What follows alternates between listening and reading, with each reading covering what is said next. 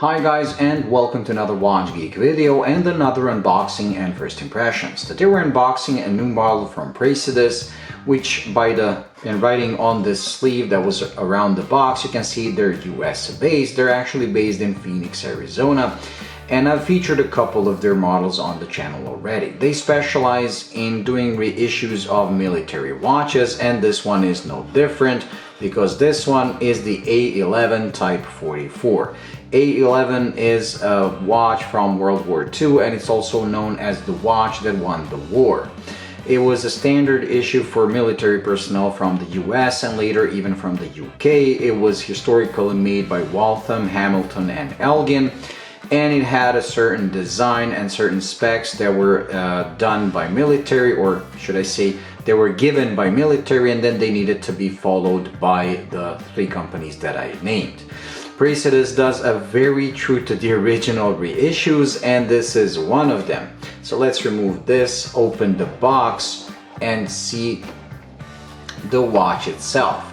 The watch comes on this cardboard base, and when you pull out the base, you're greeted to an instruction manual, which is just standard, and probably one of the most unique warranty cards ever, because if you take this and you realize something is jiggling inside, or should I say if you can hear it, when you pull it out, the warranty is actually a dog tag with a QR code that you can scan to get your warranty, which is very cool.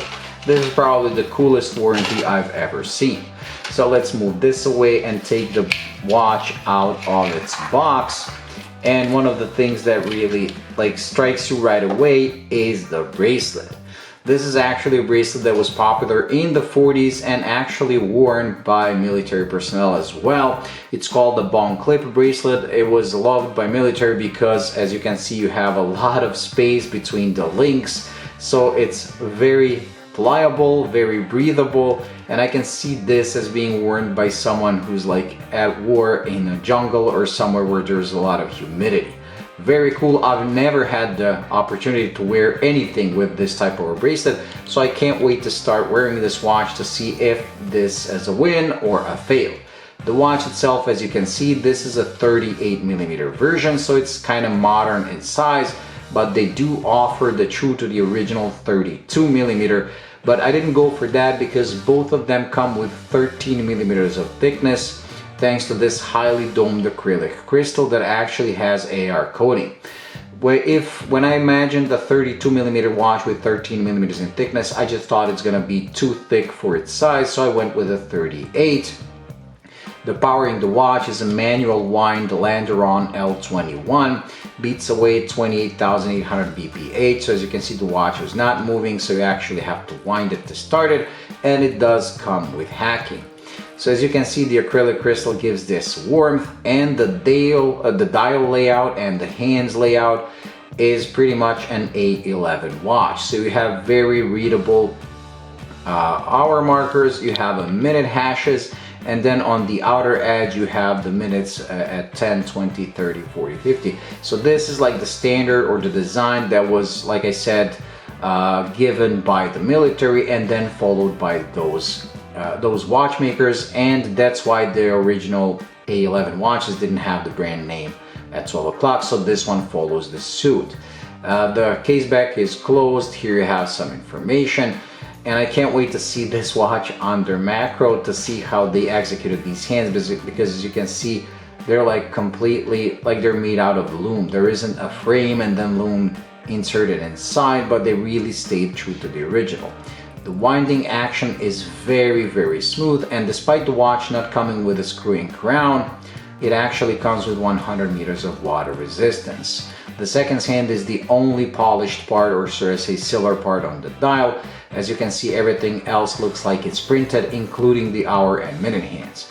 Now this is the faux patina version, but you can also go for the white Loom version or white text version, where if you're not a fan of faux patina. I'm personally not a fan, but when it came to this watch, it just looks better with faux patina. That's why I went with this one.